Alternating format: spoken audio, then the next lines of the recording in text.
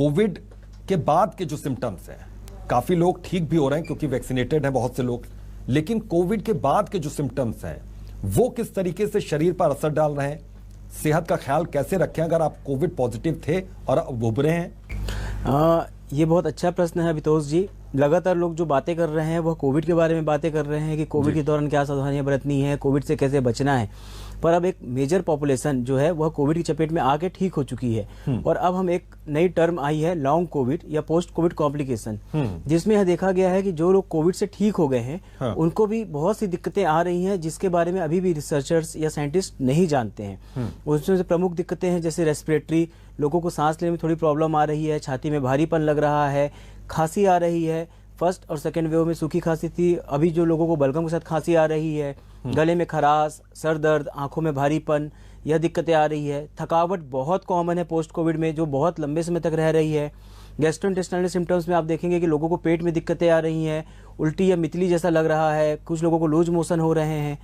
इसके अलावा एक प्रमुख कारण जो सिम्टम उभर के आ रहा है वो हो रहा है न्यूरोलॉजिकल। ना केवल लोगों को डिप्रेशन हो रहा है, आंखों में दिखने में थोड़ी दिक्कतें आ रही हैं, डिप्रेशन भी हो रहा है। इसे रिसर्चर्स ने नाम दिया है ब्रेन फॉग। तो यह सब दिक्कतें जो हैं पोस्ट कोविड बहुत से लोगों को आ रही हैं और इससे साइंटिस्ट लगातार इस पर रिसर्च कर रहे हैं। कुछ चीज़ें आई हैं सामने जिस पे लग रहा है कि धीरे धीरे हम इस पे और आगे जानकारी प्राप्त कर सकेंगे। बिल्कुल, ये धीरे धीरे ये चीजें सामने आएंगी। लेकिन एक चीज मैं और समझना चाह रहा हूं सर कि जो पहली वेव थी, फिर सेकेंड वेव आई और थर्ड वेव आई, तो लक्षणों में कुछ अंतर आपने देखा? पहली वेव में तो जब हमने लक्षण देखे थे तो उसमें सामान्यतः न्यूमोनिया था। पहली वेव और सेकेंड वेव दोनों में जो कोविड हुआ था उसमें लोअर रेस्पिरेटरी ट्रैक्ट मतलब गले से नीचे का जो श्वसन तंत्र है जहाँ फेफड़े होते हैं उसमें प्रमुख प्रभाव पड़ा था और लोगों को निमोनिया हुआ था। लोगों के फेफड़े बहुत कॉमनली 50 से 60% प्रभावित हुए थे और जिन लोगों को वेंटिलेटर की जरूरत पड़ी थी उनके फेफड़े 80 से 100% तक प्रभावित हुए थे। और इसलिए देखा गया था कि पहली और दूसरी वेव में लोगों को ऑक्सीजन की रिक्वायरमेंट बहुत ज़्यादा थी। या जो तीसरी वेव आई है इसमें यूजुअली अपर रेस्पिरेटरी सिम्टम्स ज़्यादा हुए, मतलब गले के आसपास या नाक के आसपास के सिम्टम्स, जिसमें आपको गले में खराश, सिंपल सर्दी खांसी, बलगम का बनना, इसकी यह ज़्यादा आया। इसीलिए जब पहली वेव या सेकेंड वेव में हमने देखा था कि कोविड के बाद लोगों को सूखी खांसी बहुत लंबे समय तक थी और थर्ड वेव में हम देख रहे हैं कि कोविड के बाद लोगों को बलगम वाली खांसी बहुत लंबे समय तक आ रही है। तो यह सिम्टम्स थे। पर दोनों वेव के बाद वीकनेस एक ऐसा सिम्टम है जो कॉमन है। Loss of smell, loss of taste पहली और दूसरी वेव में बहुत था, थर्ड वेव में कम है पर है, और जिनको है उनको कई लोगों को महीने भर तक जा रहा है। बिल्कुल, यानी कि लंबा वक्त यहाँ पर लिया जा रहा है। एक चीज और मैं आपसे समझना चाहूंगा कि प्रेगनेंसी के दौरान जिन महिलाओं को यहाँ पर कोविड हुआ, उसके बाद वो नेगेटिव जब होती हैं, ठीक हो रही हैं, तो उसके बाद किस तरीके से अपनी सेहत का वो ख्याल रखें? एक बहुत डेलिकेट टॉपिक होता है। प्रेगनेंसी में अच्छी बात यह है कि कोविड महिलाओं को ज़्यादा लक्षण नहीं आते हैं, पर यदि प्रेगनेंसी में किसी महिला को कोविड हो रहा है तो वह चूंकि दवाइयाँ सभी नहीं खा सकती, जो सामान्य दवाइयाँ हम कोविड के समय लेते हैं प्रेगनेंसी में दवाइयाँ हम बहुत कम ले पाते हैं, प्रेगनेंसी के दौरान भी। तो सबसे पहले आप कोशिश कीजिए कि आपको कोविड ना हो। आप जितना हो सके अपने आप को आइसोलेट करें, मास्क पहनिए। फिर यदि अगर कोविड होता है तो बिना डॉक्टरी सलाह के कोई भी दवाई अपने मन से मत खाइए। कोविड के बाद आपको वीकनेस रह सकता है तो अपनी सामान्य जांचें जो भी आपके गायनेकोलॉजिस्ट हैं या मेडिसिन के डॉक्टर्स हैं उनको आप दिखाइए और यह देखिए कि आपके शरीर में कोई विटामिन तो कम नहीं है। कुछ विटामिन की डेफिशिएंसी में भी यह पाया गया है कि आपको कोविड की संभावना बढ़ जाती है, कोविड के बाद वीकनेस की संभावना बढ़ जाती है। यह भी देखा गया है कि कोविड के बाद कुछ लोगों को डायबिटीज की संभावना भी बढ़ जाती है। तो आप अपने डायबिटीज भी चेक कराइए, रेस्ट कीजिए, हड़बड़ाइए मत, घबराइए मत। एक अच्छी खबर यह है, एक अच्छी बात यह है कि कोविड से बच्चे को कोई दिक्कत नहीं हो रही है। कोविड से यह भी देखा गया है कि आपकी डिलीवरी में भी कोई दिक्कत नहीं आ रही है। तो एक बहुत अच्छी बात हमने पिछले तीनों लहरों में देखी है। हाँ, जो वीकनेस है या कुछ भी है तो उसके लिए आप अपने डॉक्टर से लगातार संपर्क में रहिए और अच्छा खाइए पीजिए, विटामिन का ध्यान रखिए, प्रोटीन का ध्यान रखिए ताकि आप स्वस्थ रहें। बिल्कुल, ताकि आप स्वस्थ रहें। लेकिन एक चीज और सर यहाँ पर मैं समझना चाहूंगा कि वैक्सीनेशन कितना ज्यादा सेफ है अगर कोई लेडी प्रेग्नेंट है तो?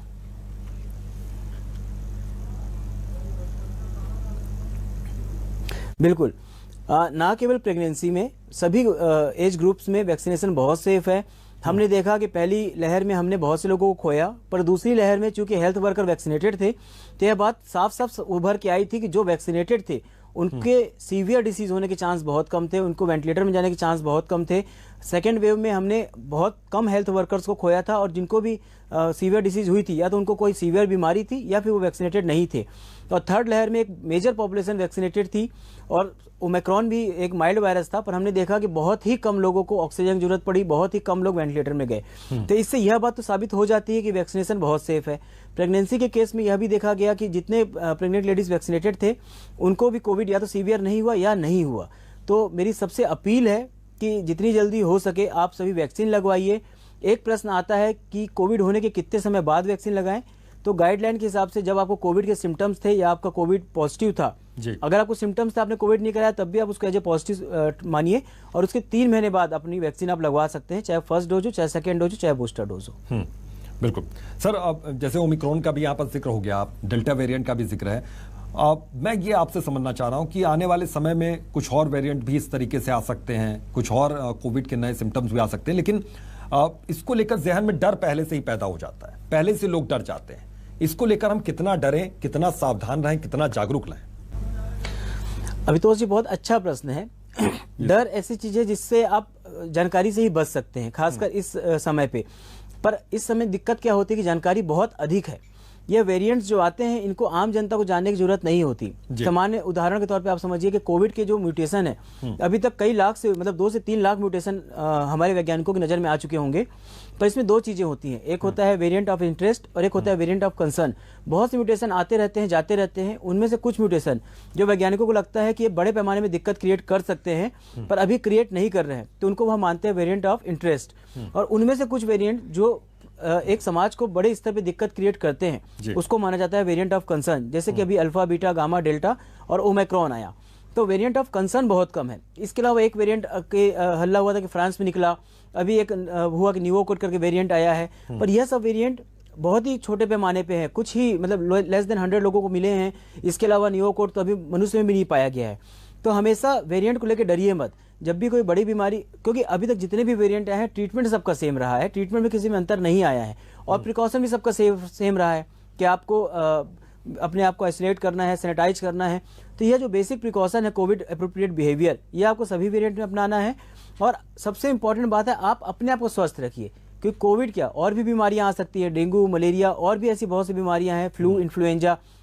तो यदि आप अपने आप को स्वस्थ रखते हैं, एक स्वस्थ जीवन शैली अपनाते हैं, व्यायाम करते हैं, अच्छा खाते पीते हैं, प्रॉपर नींद लेते हैं, और अगर आपको कोई और बीमारी है जैसे कि डायबिटीज, जैसे कि हाइपरटेंशन या कोई और दूसरी बीमारी, उसका आप ख्याल रखते हैं, उनको काबू में रखते हैं, तो आपको भविष्य में कोई भी बीमारी सीवियर होने की संभावना बहुत कम रहेगी। तो आप हमेशा अपनी लाइफ स्टाइल पर ध्यान दीजिए। जैसा कि मैं कहता हूं कि अगर आप स्वस्थ जीवन शैली अपनाएंगे तो बहुत ज्यादा संभावना है कि आप स्वस्थ ही रहेंगे। बिल्कुल, आप स्वस्थ ही रहेंगे। देखिए, इस बीच में बहुत ज्यादा एक शब्द था, वो बहुत ज्यादा ट्रेंड में भी है कि इम्यून सिस्टम को स्ट्रांग कीजिए, और इसको लेकर तमाम तरह की मेडिसिन भी मार्केट में आ गई। लेकिन मैं आपसे ये समझना चाहूंगा कि अपने खान पान में, अपनी दिनचर्या में हम किन चीजों को शामिल करें कि इम्यून सिस्टम हमारा स्ट्रांग रहे, क्योंकि 1 दिन या 2 दिन की तो बात ये है नहीं, या हमेशा इम्यून सिस्टम स्ट्रांग रहना चाहिए। बहुत ही अच्छा प्रश्न है अभितोष जी। इम्यून सिस्टम ऐसा सिस्टम होता है जो व्यक्ति के बचपन से ही, जब से वो पैदा हुआ या एक्चुअली में गर्भ अवस्था से ही जागृत हो जाता है, और समय के साथ साथ वह बहुत कुछ सीखता जाता है। तो सबसे पहले इम्यून सिस्टम की जिसको जरूरत होती है वह होते हैं बच्चे, और इसीलिए हम जितनी वैक्सीन होती है सभी बच्चों को लगवाते हैं। उनका इम्यून सिस्टम बहुत जागरूक होता है सीखने के लिए। अब बहुत नए नए इन्फेक्शन शरीर में आते हैं, वह उसके हिसाब से इम्यूनिटी डेवलप करता है। एडल्ट जब हम हो जाते हैं तो हमारे इम्यून सिस्टम थोड़ा स्लो हो जाता है, पर यह कोई ऐसी चीज नहीं है जिसको आप किसी एक व्यक्ति या एक दवाई या किसी एक न्यूट्रिशनल सप्लीमेंट के थ्रू उसको इंप्रूव कर सके। इम्यून सिस्टम ओवरऑल आपकी बॉडी का एक आईना होता है, आपकी जीवन शैली का आईना होता है, और साथ में आपके आसपास के वातावरण का भी इस पे बहुत प्रभाव पड़ता है। तो इसमें 2 चीजें हो जाती हैं। पहले चीज, आप अपने शरीर को स्वस्थ रखिए, ना केवल अच्छा खान पान, इसके अलावा एक व्यायाम और एक उचित नींद, यह बहुत इंपॉर्टेंट होती है आपके इम्यून सिस्टम को, आपके हेल्थ को इंप्रूव करने के लिए। साथ ही मैं सबको से अपील यह करना चाहूंगा कि अपने आसपास प्रदूषण पे भी आप ध्यान दीजिए, जितना आप कर सकते हैं। हो सकता है आप बहुत कुछ ना कर पाए, पर कम से कम आप कुछ पेड़ लगवा सकते हैं, कुछ पेड़ों को कटने से रोक सकते हैं। अगर जरूरत पड़ने पे आप सार्वजनिक यातायात को चूज कर सकते हैं अपनी स्वयं की गाड़ी की बजाय, अगर संभव हो तो। ऐसे छोटे छोटे कदम कुछ तो इफेक्ट डालेंगे, और हमारी आने वाली जनरेशन को इसका बहुत फायदा होगा, क्योंकि आपके स्वयं की जीवन शैली और आपके आसपास का वातावरण, यह दोनों बहुत इंपॉर्टेंट होते हैं हमारे इम्यून सिस्टम के लिए। बिल्कुल, और खासतौर पर बच्चों का विशेष तौर पर ख्याल भी रखा जा रहा है। एक अब बच्चों की वैक्सीनेशन की जो प्रक्रिया शुरू हुई, 15 से 18 साल के बच्चों का वैक्सीनेशन यहाँ पर हो रहा है, अधिकतर बच्चे अब वैक्सीनेटेड भी हो गए हैं। लेकिन ये कहा जा सकता है कि बीच में अचानक तेजी से अभियान चला, लेकिन थोड़ी सी स्थिरता आई है क्या? बच्चों के वैक्सीनेशन को लेकर गंभीरता में थोड़ी सी कमी आई यहाँ पर, क्या लगता है आपको? ये बहुत ऐसा आप इसको समझ सकते हैं प्रैक्टिकल वे में कि फर्स्ट वेव और सेकंड वेव में हम बहुत डरे हुए थे कोविड में। थर्ड वेव की जब शुरुआत हुई तो हर तरफ हल्ला मचा कि ओमिक्रॉन आ गया, ओमिक्रॉन आ गया, ओमिक्रॉन से कैसे बचना है। हुआ क्या कि जैसे जैसे लोगों को समझ में आता गया कि ओमिक्रॉन एक माइल्ड बीमारी है, लोग ठंडे पड़ते गए, शांत होते गए। सेम यही हुआ बच्चों के वैक्सीनेशन के साथ। जब शुरुआत में बच्चों का वैक्सीनेशन लॉन्च हुआ और उसी समय ओमिक्रॉन की लहर आई, सब कोई डर गए और बहुत तेजी से फर्स्ट फेज में रिकॉर्ड तौर पे हर जगह, लगभग हर राज्य में रिकॉर्ड तौर पे बच्चों को वैक्सीनेशन लगे। पर जब यह देखा गया कि नहीं, ओमिक्रॉन उतना सीरियस नहीं है, तो आप उसको वैक्सीनेशन की जो जागरूकता है कम हो गई।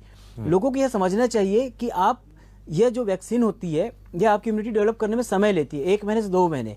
और अगर कोई लहर आई हुई है उस समय वैक्सीन लगाने से ज़्यादा बेहतर है कि जब चीज़ें शांत हैं, मतलब अभी जब चीज़ें कंट्रोल में हैं, हॉस्पिटल भी सुरक्षित हैं, बेड ज़्यादा भरे हुए नहीं है, तो अगर आप अभी वैक्सीन लगाते हैं तो इन फ्यूचर अगर कोई अचानक से म्यूटेशन होता है, 2 महीने 4 महीने 4 कभी भी चौथी लहर आती है या कोई नया म्यूटेशन आता है, तो कम से कम आप अपने बच्चों को इस कोविड से सुरक्षित रख सकेंगे। तो वैक्सीन लगवाने का ये एक बहुत सही समय है और यही सही समय है जब सरकार, हम, आप, मीडिया, हर कोई इस चीज़ को जागरूक करे, इस चीज़ को प्रमोट करे कि भाई आइए और वैक्सीन लगवाइए। क्योंकि हमने देखा है कि जिसको वैक्सीन लगी हुई है वह बीमारी से सुरक्षित रहे। बिल्कुल, इस बार बहुत से ऐसे लोग रहे जिनको वैक्सीन ने जिनकी जिंदगी बचाई। लेकिन एक चीज मैं और समझना चाहूंगा सर यहाँ पर कि क्या आप ये मानकर चले कि वैक्सीनेशन अब अहम हिस्सा हो चुका है? जिस तरीके से दूसरी वैक्सीन हम लोग लेते रहे, बचपन में छोटे बच्चों को हम वैक्सीन दिलवाते रहे, तो क्या कोविड की वैक्सीन भी अब हमेशा लेते रहनी पड़ेगी? कंपलसरी हो गया ये समय ही इस चीज का सही जवाब दे पाएगा अभितोष जी, क्योंकि हमें अभी यह नहीं पता है कि वैक्सीन के कारण या इन्फेक्शन के कारण जो इम्यूनिटी उत्पन्न हो रही है हमारी बॉडी में, वह कितने लॉन्ग लास्टिंग है। जैसे कि हम पोलियो की वैक्सीन लेते हैं, उससे लगातार जीवन भर हमारी इम्यूनिटी बन जाती है। हमें बूस्टर डोज पोलियो का हम लगातार डोजिंग देते थे, पर उसका एक कारण होता था हर्ड इम्यूनिटी डेवलप करना, पर एक सिंगल वैक्सीन या 2 वैक्सीन भी इनफ होती थी हमारे शरीर में इम्यूनिटी डेवलप करने के लिए। पर टिटनेस के केस में हमको हर 4 या 5 साल में एक टिटनेस का इंजेक्शन लेना पड़ता है और सेम BCG की वैक्सीनेशन भी 1 या 2 वैक्सीन काफी होती है। तो अभी हम, चूंकि यह वैक्सीन आए हुए 2 ही साल हुए हैं, इसका लॉन्ग टर्म इफेक्ट हमें नहीं पता। जैसे जैसे वैज्ञानिक इसमें खोज करते जाएंगे और हमें समझ में आएगा कि कोविड का इन्फेक्शन या फिर कोविड की वैक्सीन हमारे शरीर में एक लॉन्ग टर्म इम्यूनिटी क्रिएट कर रही है, तो हो सकता है भविष्य में हमें उसकी वैक्सीन ना लेना पड़े। पर इसके अलावा जब तक कुछ हमें जानकारी अधूरी रहेगी, कुछ बूस्टर डोज हमें हो सकता है कुछ साल तक और लेने पड़े। बिल्कुल, ये तो बात हो गई वैक्सीन की। लेकिन सेकेंड वेव जब आई थी, जब डेल्टा वेरिएंट बहुत ज्यादा एग्रेसिव था, बहुत ज्यादा लोगों की जाने गई थी, उस वक्त स्टेरॉयड का इस्तेमाल बहुत तेजी से किया गया। मैं ये समझना चाह रहा हूं कि स्टेरॉयड कितना सेफ रहा या फिर कितना सेफ है आज की तारीख में? बिल्कुल, बहुत ही अच्छा प्रश्न है अभितोष जी। दिनचर्या चेंज करने के लिए तो कोई समय नहीं होता। जिस समय आप जब जागे तब सवेरा होता है। इसमें आप जब भी अपनी जीवन शैली चेंज करेंगे, आपके स्वास्थ्य पे प्रभाव तो पड़ेगा ही। तो इसमें सबसे प्रमुख बात रहती है वेजिटेरियन और नॉन वेजिटेरियन दोनों के लिए कि अपने खाने में जो आप डाइट शामिल कर रहे हैं उसमें आप प्रोटीन की मात्रा बढ़ाइए, कार्बोहाइड्रेट की मात्रा थोड़ा कम कीजिए, फैट और प्रोटीन यह 2 चीज आप बढ़ा सकते हैं। एक मिथ रहता है लोगों में कि मोटापा जो है सिर्फ फैट के खाने से होता है, पर मेन मोटापा जो इंडियन डाइट में कार्बोहाइड्रेट की अधिकता से होता है। तो आपको अपने खाने में कार्बोहाइड्रेट मतलब रोटी, चावल, ये सब की मात्रा कम करनी है, आलू कम करना है। फैट में आप घी ले सकते हैं, प्रोटीन में अगर आप वेजिटेरियन है तो पनीर, दही ले सकते हैं, नॉन वेजिटेरियन है तो एग और फिश ले सकते हैं। फाइबर की मात्रा खाने में ज्यादा होना चाहिए, जितना ज्यादा फाइबर रहेगा उतना आपको खाने में अच्छा रहता है। पानी पर्याप्त मात्रा में पीजिए जब तक डॉक्टर मना ना करे। अगर कुछ किडनी के या हार्ट के मरीज है जिनको पानी कम पीने की सलाह दी गई है, उसके अलावा अपने आपको खूब पानी पीना चाहिए, हर 1-2 घंटे में पानी पीना चाहिए। रात को सोने से 2 घंटे या 3 घंटे पहले अपना अंतिम डाइट, लास्ट जो मील है दिन का, वो ले लेना चाहिए। सुबह उठने के बाद जितना लेट हो सके अपना फर्स्ट मील लेने में उतना आपको लेट लेना चाहिए। तो इससे क्या होता है कि आपके शरीर को खाना पचाने के लिए पर्याप्त समय मिलता है। तो यह कुछ चीजें हैं जिनको अगर आप शामिल करें, और सबसे इंपॉर्टेंट जितना भी आप खा रहे हैं उसको खर्च कीजिए। इन चीजों के थ्रू आप अपनी लाइफ स्टाइल को बहुत इंप्रूव कर सकते हैं। जितना खा रहे हैं उसको खर्च कीजिए। एक चीज और मैं समझना चाहूंगा, मोटी मोटी बात की, यहाँ पर कितने गिलास, अगर गिलास में हम काउंट करें, कितने गिलास दिन भर हम पानी पिए कि हमारी सेहत के लिए ठीक है नॉर्मली? 10 से 15 गिलास तो हम बोलते हैं कि आपको पानी पीना चाहिए। लीटर में हम बोलते हैं कम से कम 4 से 5 लीटर पानी आपको पीते रहना चाहिए। या यह भी डिपेंड करता है कि आपका किस तरह का काम है। यदि आप एक कमरे के अंदर लगातार बैठे हुए हैं तो आपके पानी की जरूरत थोड़ी कम हो जाती है, और यदि आप फील्ड में काम कर रहे हैं तो पानी की जरूरत काफी बढ़ जाती है। फिर भी आपकी पेशाब का कलर दिन में यूजली सफेद होना चाहिए। सुबह की यूरिन जो होती है कई बार हल्की येलो है तो चलेगा, क्योंकि थोड़ी कंसंट्रेटेड यूरिन होती है, पर दिन में आप यूरिन जो जा रहे हैं उसका कलर सफेद होना चाहिए, ये रिकमेंडेशन हम बोलते हैं। और इसके लिए, और अगर दिन में आप 3 से 4 बार यूरिन जा रहे हैं तो ये अच्छी बात मानी जाती है कि आप प्रॉपर हाइड्रेटेड हैं, आप प्रॉपर पानी पी रहे हैं। बिल्कुल। और एक चीज और सर कि एक्सरसाइज की बात हो रही थी, तो अगर मॉर्निंग वॉक है, अगर जॉगिंग कर रहे हैं तो उसका ड्यूरेशन लगभग कितना रखना चाहिए, और सुबह या शाम समय, क्योंकि सुबह का बहुत अच्छा माना जाता है, लेकिन अगर हम शाम को भी वॉक कर लेते हैं तो क्या वो ठीक माना जाएगा?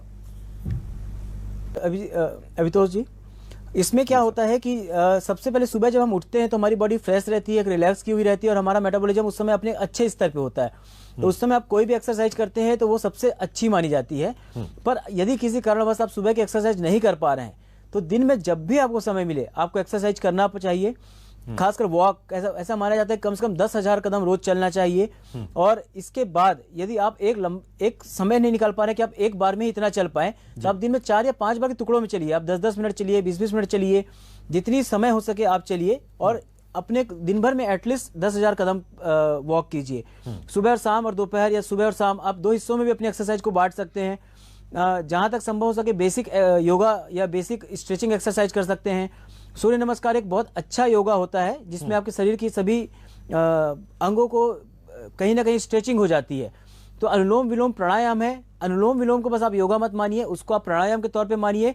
योगा, मिनिमम योगा मेरा कहना होता है कि सूर्य नमस्कार है, जिससे आपकी एक्सरसाइज हो जाती है। इसके अलावा आप और भी बहुत सारे ऐसे आसन कर सकते हैं, ऐसे बहुत सारी स्ट्रेचिंग एक्सरसाइज कर सकते हैं कि आप बिना जिम जाए भी अपने आप को फ्लैक्स और स्वस्थ रख सकते हैं, फिट रख सकते हैं। सर, जाते जाते मैं एक चीज और आपसे जानना चाहूंगा कि कोविड की चूंकि हम बात कर रहे थे, शुरुआत वहां से की थी, तो कोविड मैनेजमेंट की स्ट्रेटजी में आप किसी तरह की तब्दीली, किसी तरह का बदलाव चाहते हैं? कोई मैसेज? बिल्कुल।